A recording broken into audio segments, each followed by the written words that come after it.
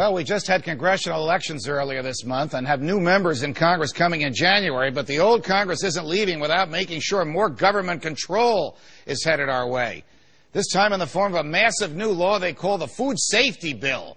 But in reality, it just gives the government more power over what we eat, and it doesn't make us safer at all. In fact, my next guest says these lawmakers are health tyrants. Joining me now, George Mason University economics professor Walter Williams.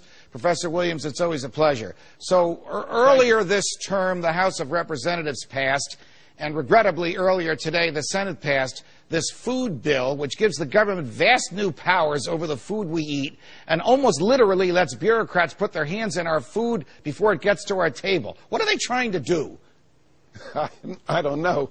They're trying to get more control over our lives. They're trying to see how much will Americans take before we ultimately rebel against them. Now, this Food Modernization Act, so-called food safety, right. You would think that Americans are dying, dropping like flies from food poisoning. That is, Congress is saying through a lame duck session of Congress, they're trying to push this through before the Republicans take over the Congress. You really have to worry about what they're trying to do with our lives. And I think, in a large measure, this bill is being pushed by large food processors to get a competitive advantage over their smaller competitors. You mentioned Republicans. You and I have talked about this on air and off air. Half the Republicans in the Senate voted for this. I don't know if they represent these districts or these states with these large agro conglomerates in them, or if they really think the government can keep us safe. But hasn't the history of the country taught us the government can't keep us safe? The food industry can keep us safe. If a big food processor sells bad food, people will stop buying it and they'll go out of business. That's the mechanism to force them to keep it safe. You're absolutely right, Judge.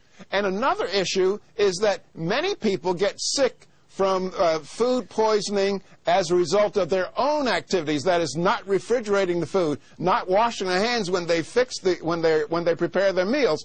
And what is this new law going to do about that?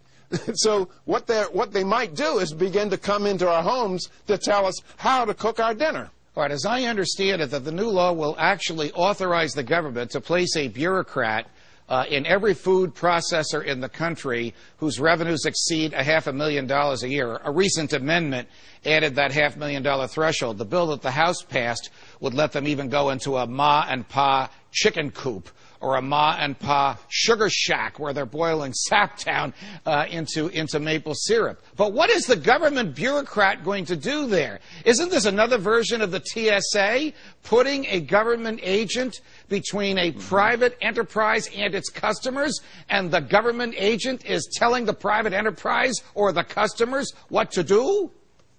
That is absolutely right. As if that person knew better than the person who's actually fixing the food. And by the way, Judge, when they make that $500,000 threshold, that's just the beginning. That's to stop some of the rebellion against the act. And after the act is passed for a couple of years, they'll say, well, everybody has to be covered by the Food Protection Act.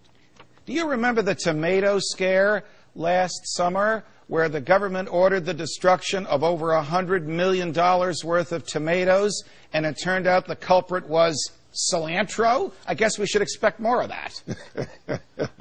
That is absolutely right. And we should expect more things like you see in San Francisco, where the Board of Supervisors in San Francisco, they said McDonald's cannot serve Happy Meals. That is, they cannot serve food with toys in them unless they meet certain standards set by the bureaucrats in San Francisco. This is just an ongoing process of government seeking to take greater control over our lives, and I'm wondering when Americans are going to say, we had enough. Enough is enough. Professor Williams, thanks for joining us.